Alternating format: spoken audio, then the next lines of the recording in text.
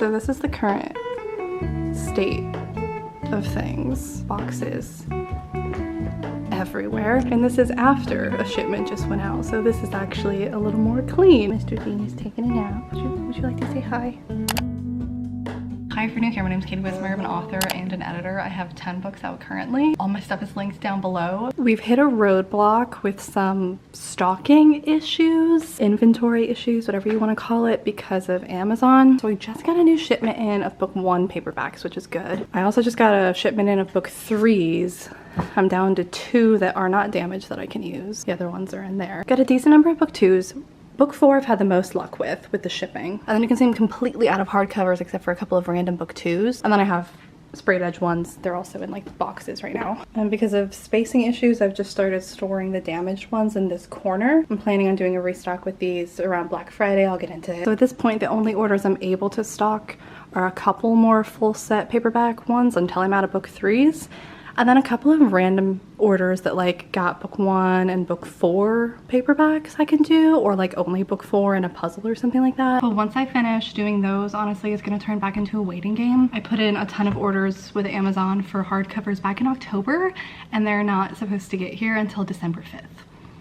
So those are taking forever, which is unfortunate because I have like over 100 full set hardcover orders to do, and I can't do any of them. I can't even do the sprayed edge ones because I don't have sprayed edges of book 4 because I've been waiting till I got a bulk shipment of those to do those, and they keep showing up damage, so I can't do anything with the hardcovers, unfortunately. I have more paperbacks coming in to hopefully finish the paperback full sets. Those are getting here around like November 22nd. The Kickstarter fulfillment has been like stop and start, stop and start, stop and start, and I just like sit around waiting for the next shipment to get in from Amazon. And it's not like I'm ordering one shipment at a time. I have like 7 orders I'm waiting on. Anyway, I think I have fulfilled about 80 of the Kickstarter orders. They've gone out the door. I also did about 40 orders of damaged books. So the packing has been just consuming my life. But I feel really repetitive talking about it, and I haven't been vlogging a lot because I don't know how interesting it would be to see all of this because I do the same thing every day. It's very repetitive, packing up 300 orders of this same thing. So I don't know how much you want to hear about the Kickstarter anymore. I'm kind of sick of talking about it, so I feel like you're probably sick of hearing about it. So this vlog is actually going to be more about NaNoWriMo, which I know I said I wasn't going to participate in, and then I am. Pretty sure I've said that like every year too, that I say I'm not gonna do it, then I do it. My apartment is just also so messy these days with all of this chaos, so it's just like, I don't even want to look at it. I don't want to vlog. I don't want you to see it. So yeah, let's talk NaNoWriMo. Originally, I thought I wasn't going to participate because I thought I'd be too busy with the Kickstarter fulfillment stuff. Because of, like I said, this like stop and start, I'm gonna have these periods of time where I just have to wait, so I think it'll be nice to have something else to work on. And I also just kind of had to call myself out on my bullshit a little bit on that one, because I've been doing NaNoWriMo since high school. I think the first time I participated I was probably like 14, and I was very busy when I was a teenager. I was in school, and like November, if you're in school, is a really busy time. It's like right before finals and stuff. So I've always been busy during NaNoWriMo, but I always made time for it anyway. I always did it anyway. And I feel like busy for me now compared to back then isn't even that bad. So I was just being a baby. Like, if I wanted to make it happen, I could make it happen. So we're making it happen. I'm making my laptop up so I can show you some stats. We are working on Gracie's book this month, which has been interesting because I had already started writing the book. So at first it was a little bit of like copy and pasting and tweaking. So it was like not quite rough drafting, but kind of. But honestly, that didn't last long because originally I was writing this book in one POV. Now I'm doing a dual perspective, so even the scenes that I'd already written I had to kind of start from scratch anyway because I ended up wanting them in the other point of view, and now I've pretty much run out of the stuff that I'd already written, so now we're pretty much just drafting from zero at this point. Our current word count is just over 16,000 words. Here's my graph so far. You can see I haven't written much today, so I'll definitely be working on this some more later. It's funny, I wrote like exactly the same amount that I wrote yesterday. So it's clearly not been very consistent. Like I started off really strong. Some days I write a little bit and I just have too much else to do, but we're on track. We're ahead of schedule. We're 33% done. Because in addition to the Kickstarter stuff, NaNoWriMo stuff, I'm also working on some editing clients. I'm wrapping up a copy edit this week, and then I start another one next week, and then I'm going out of town the last week of November. And I've also been incredibly sick.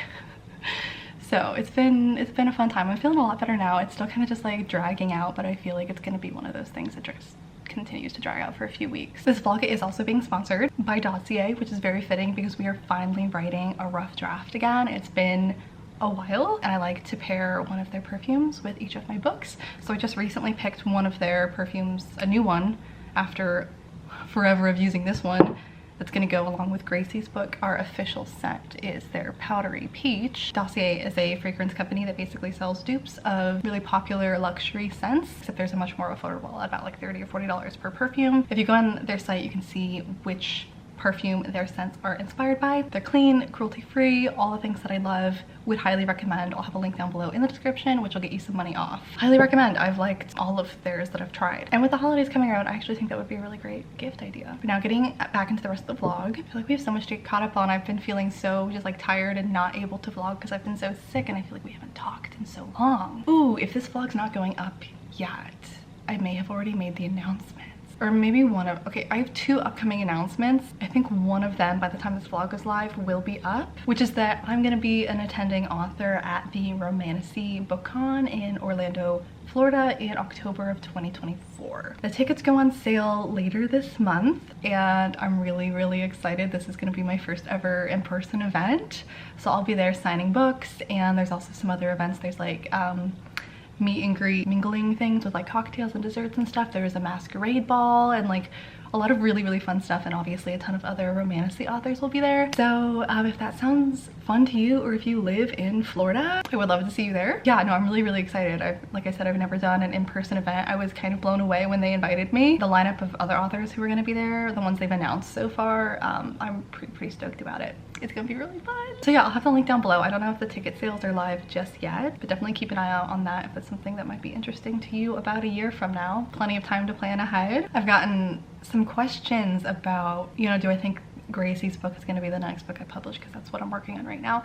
And now with this convention coming up, that's the only thing that makes me like, oh man, I want to publish like one other romantasy or fantasy romance book before that to have there with me, because obviously I'll have my complete Marionettes series, but it would be cool to have another option, because with the Marionettes series you have to read it in order. So you have book 1 as the entry point, and that's really the only option. It would be nice to have like one other option with me there, and it's a year away. It's not, you know, unreasonable to think I could get something out within a year. So that has made me pause, but we'll see. We're still sticking with Gracie's book for NaNoWriMo this month. But in 2021 I published 3 books, so maybe I could get 2 out by then.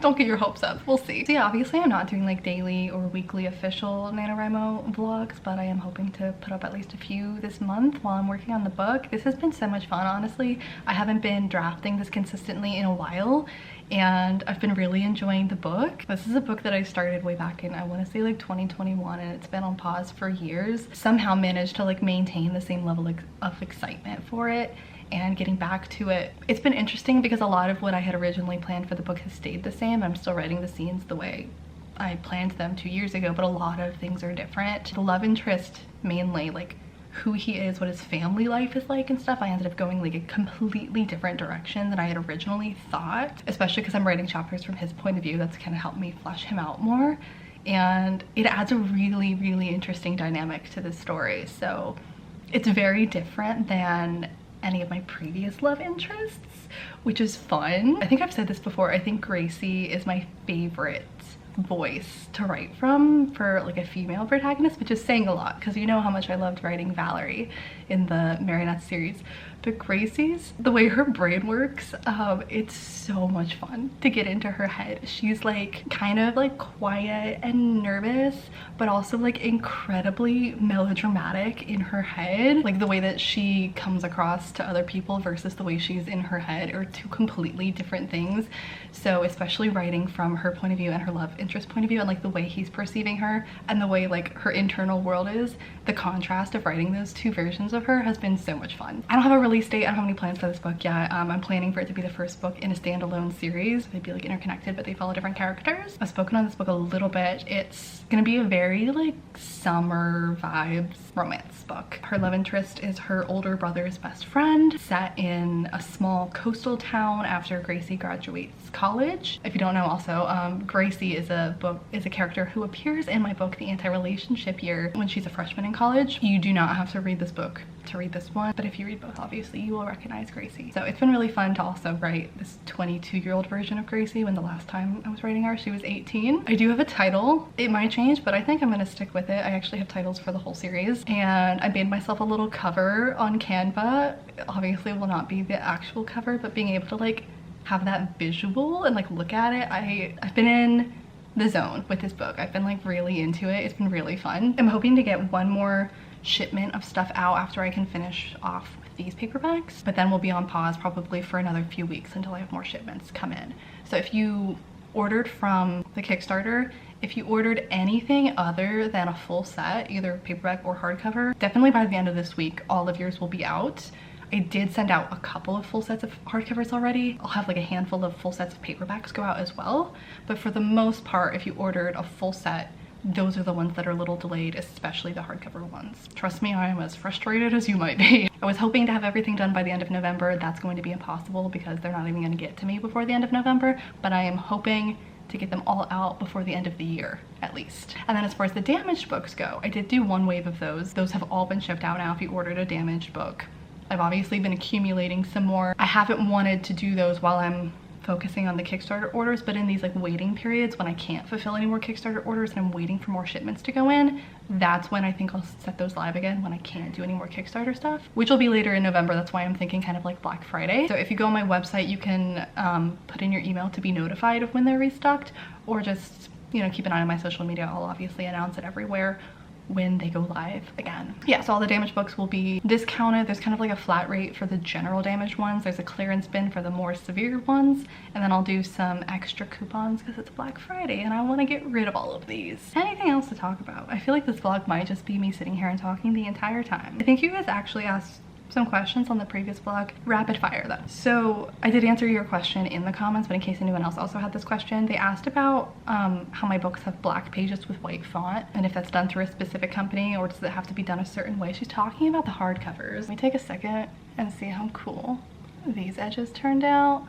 The multicolored ones I'm having so much fun with, but she means like these, the header pages. They're still printed through Amazon, Ingram Spark, all the usual stuff. This is just a formatting thing that you can do. I personally use the formatting software Vellum, and this is just like I think it's called a heading background image. They have a couple of ones like already in there that you can use, or you can upload your own artwork for a more customized background. Print's the same process and everything, it's just the formatting of the book is different. This next question is a little more broad, and I could talk about this all day, so I'll give you a streamlined answer. I've always heard it's best to separate your works under different pen names. When you write different genres, you have everything under your name. Have you found having all these genres under one name has impacted your marketing or reader expectations? I don't think it's, no, to be honest.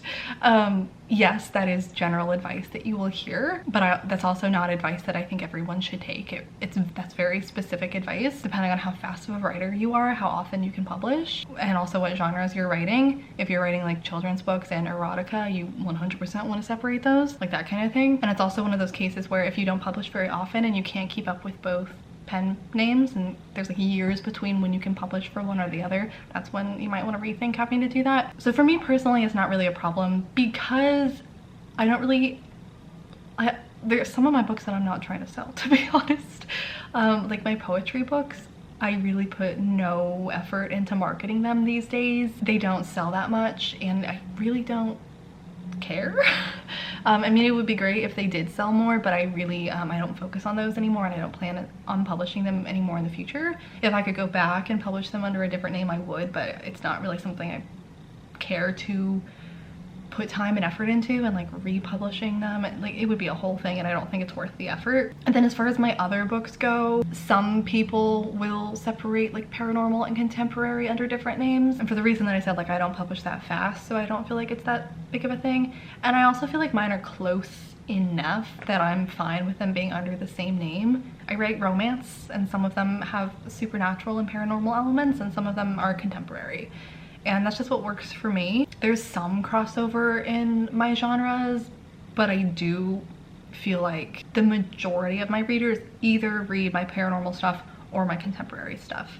I try to market them clearly and brand them clearly by having completely different covers. I have different segments in like my newsletter, so if people signed up for my newsletter because they got like a bonus scene in the back of one of my contemporaries, I'm not necessarily going to include them in the blasts that I do about my Marionettes series. So it's definitely, as far as does it impact your marketing, it is something to keep in mind, and you do have to like tweak things here and there to cater to these different audiences. But I don't think anyone who reads the Marionettes series looks at my cover for Broken Perfect Lies and assumes that is also a vampire book. I don't think they have expectations that my other books are also those. Also, managing multiple pen names takes time and resources and effort and potentially different websites or different pages on your website, and it's just not something I have felt the need to dedicate time and energy towards. And that's just a choice that was what's best for me in my career. It is a little messy. I got a lot of different genres under my name, but I'm not worried about it. That's why I say moving forward, I really plan to only publish in the genres that I've already published. And if I were to branch out to something new again, it would be under a different name. But I am not at that point in my career right now. I don't have time for that right now. I have gotten a lot of DMs and people asking about the audiobook for Ruthless Ends. It's been delayed. I actually just reached out to my narrator for an update yesterday. So she's already finished recording it and everything. The delay is with the audio engineer editor who fixes up her raw files. The editor had like a really big personal tragedy happen recently, so there's been a really big delay because of that. So my narrator thinks maybe by the end of November, but it's kind of up in the air on when it's gonna happen. We're just crossing our fingers and hoping for soon-ish, but it's kind of like a sensitive situation. So I asked for an update. Originally she thought maybe the beginning of November, so I just wanted to check in, but it's not one of those things where like I feel comfortable continuing to push asking for when it's gonna happen because I have so much sympathy for the situation. So I am sorry if you were waiting on the audiobook and if you're disappointed in that, but also in the grand scheme of things, it coming out a little bit later compared to what this person's going through, it's not a big deal to me. So it'll come out when it comes out, and hopefully by the end of this month, but it might be December, I don't know. Okay, and then the final question, and then I'm gonna get to packing up some more orders, was how did you come up with the title of all of your books? I'm so bad at titles. It's like one of the hardest parts of the process for me. The Marionettes books, I came up with all of the titles before I wrote any of the books because I was getting the covers made ahead of time. So the Marionettes was pretty easy because that's the name of the like organization in the book, and I actually prefer the kind of series where the title of the series is just the title of the first book because it's easy to remember. Anytime there's a series where like there's the series and the series title is different, I usually will just refer to it as the first book series. Like I will never remember the series title. And I wanted something that was unique in this genre, like not something I'd seen before. And the Marionettes now, since then I've seen some books published with that, but at the time hadn't been out, and it was something that I felt like would be unique to me, hopefully memorable. After publishing it, I realized some people have never heard that word before, don't know what it means, don't know how to pronounce it. That was a surprise to me that this was such a strange word to people. So to me, the most important title of the series was going to be book one because that was going to be the series title, that was going to be the most memorable thing, and that was the one that I wanted to be the most unique, but I also wanted it to be pretty simple. And then the rest of the titles in this series I wanted to kind of follow the same type of convention, but not so simplified that, you know how there's like some series where they all repeat the same word and that's how some authors choose to brand them. Nothing wrong with that, but that's not the way I wanted to go. Like they all have the word death in them, you know, it's book one is true death, book two is false death, book three is, you know what I mean. I didn't want that, but I wanted all of the books to end up being two words and to all kind of have that like dark fantasy vibe to them. So I was very choosy with my word choice. So mainly I just kind of like brainstormed words that went with the vibe of the series and then like fit them together into different combinations. And then there ended up being an S at the end of every second word. So I wanted to carry that, like the Marionettes, Wicked Souls, Bloodless Ties, Ruthless Ends. And then I also tried to go with syllables with the last, not the first one, the first one's kind of the outlier, but like Wicked, Bloodless, Ruthless, Souls, Ties, Ends. So 2 syllable, 1 syllable, 2 syllables. That was kind of the title convention that I tried to stick with. And then obviously trying to make the title make sense for the book, which is actually something that I have gotten comments on, not just on my Marionettes books, but also my other books, people being like, I don't understand why this is the title. To me, it makes complete sense, but I'm seeing a lot of people not understanding where the title came from. It's interesting to me. I got that a lot for the anti-relationship year.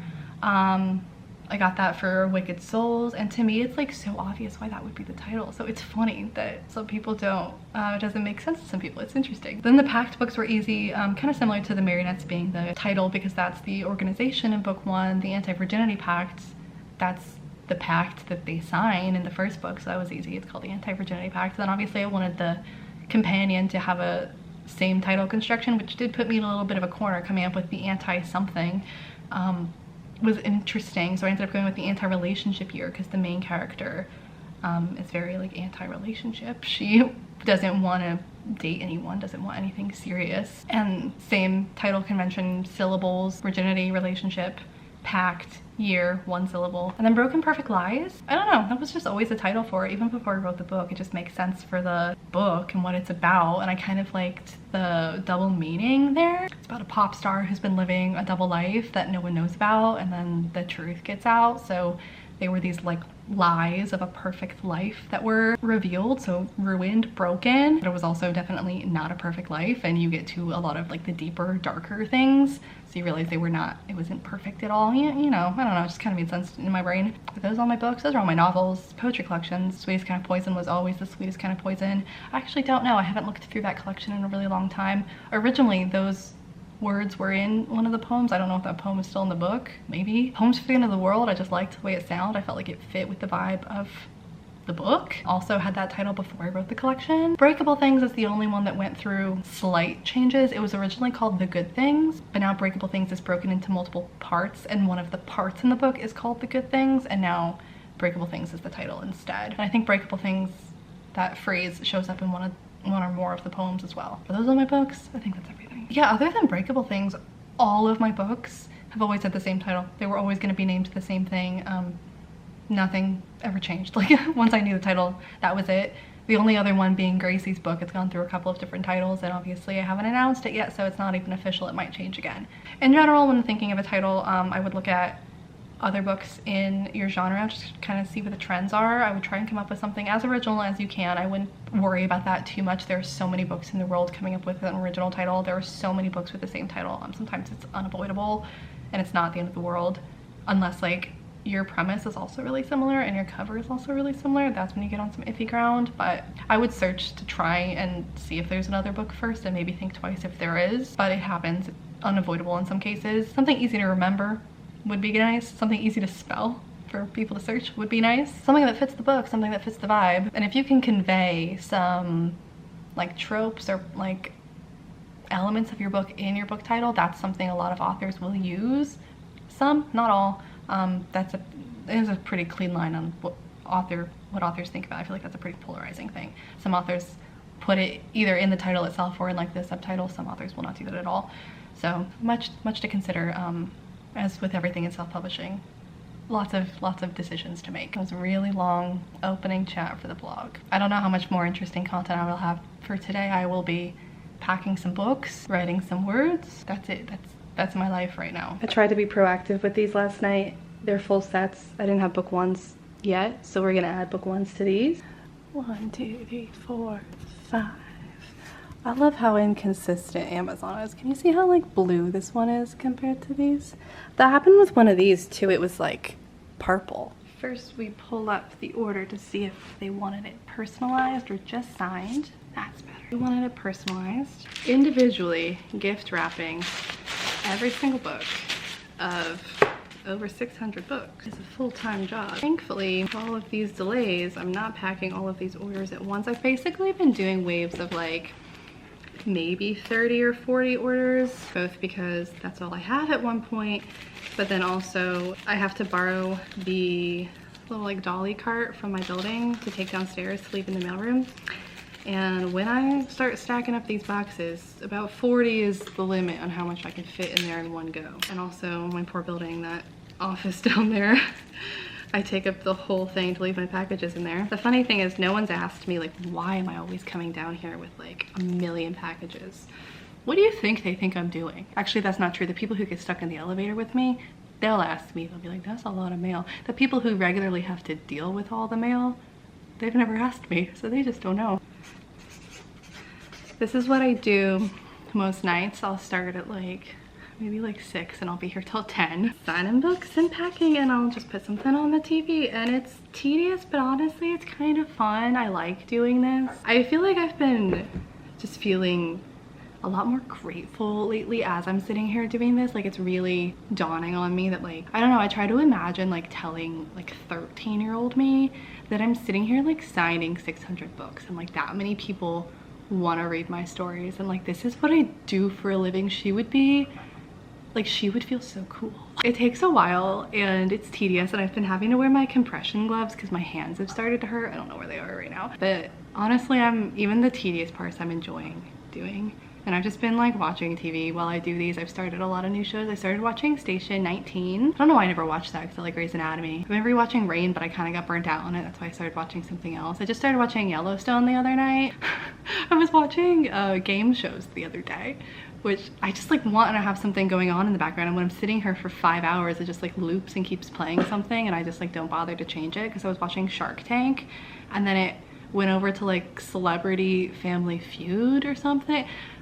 My watch history has gotten weird. I keep having to get up to check what other tissue paper I wrapped the other books in, so there's not a repeat. I want all the books to have a different one.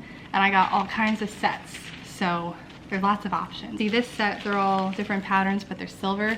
I got the same thing in rose gold, and then like a black and gold. Then I have some regular black. I had some regular rose gold, but like more of a pink rose gold.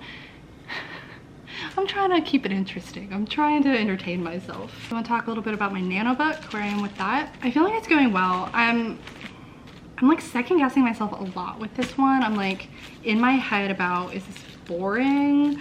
Like, it's not enough happening right now. And I'm trying to not like overthink it and just write the rough drafts, and we'll worry about it later. But the plot for this one, it's like, I don't know. I guess it's just hard coming out of the Marionettes books where the stakes are so high and there's all this like action and stuff, and then going into a more almost like character driven contemporary and feeling like not enough is happening, and like worrying that it's boring, which I also feel like is kind of like one of my downfalls in some of my books, especially my earlier ones. It's like I was so worried they were gonna be boring that like I made too much happen. Like I look back on them now and I can tell I was like afraid I wasn't gonna keep people's attention, so I made them a little more complicated than they needed to be because I was afraid they were boring. I'm having trouble with this book and figuring out the order of the events.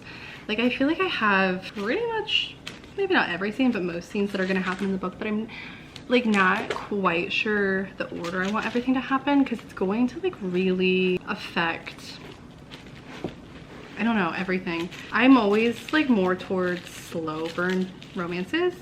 Like, I honestly don't know how to do them any other way without it feeling like insta-love. Like, to me, those are the only two options. It's a slow burn or it's an insta-love. Like, how do you properly build up like the tension and let them get to know each other if they don't have the time to do that? So on the one hand, I'm like, I don't want them to get together yet, but I also like need them to get together. Like, this cannot be one of those books where they don't get together till the end.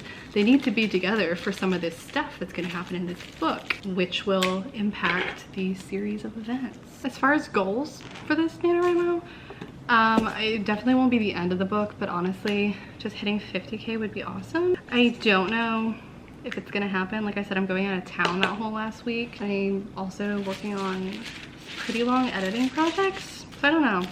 We're already ahead, but I know from doing NaNo, I don't even know how many, 10 times at this point, maybe more, I don't know. That last week is always where I fall off. It's so hard with the holidays, and it's my birthday week. Also, my family is like that whole week, every single day is someone else's birthday. We were all born in the same week. My aunt, my uncle, my cousin, me. I think one of the new children of the family also. My cousins have a lot of kids, it's hard to keep track. I have a lot of cousins and a lot of kids of cousins. I wasn't able to talk for like 2 weeks because I was so sick. Must be why I'm so chatty. I like finally have a voice again. Okay, this will be the last one of the like partially fulfilled orders, then we'll move on to some new ones. Gotta remind myself to eat. I've had no appetite this whole time I've been sick. I haven't eaten in like 2 weeks. It's been so bad. Angela. Now I'm nervous because I definitely got sick from traveling, from going to see my friend, which I have traveled quite a bit. Like since the pandemic and not gotten sick. I haven't had COVID. It was just like some viral thing. So like I've been through airports plenty of times and not gotten sick since then, but this time I was really down for the count. And now that I'm going out again at the end of this month, I'm gonna get well again just in time to travel again, and I'm nervous. I don't want to get sick again. I haven't been home. I don't even remember the last time I went all the way back to Colorado. I've seen my parents, but they came to see me. I haven't been home in a while. I'm so excited to see my dogs. So excited to see the dogs. All right, we've done all we can do. Now we're gonna hang out with Dean and do some client work. No.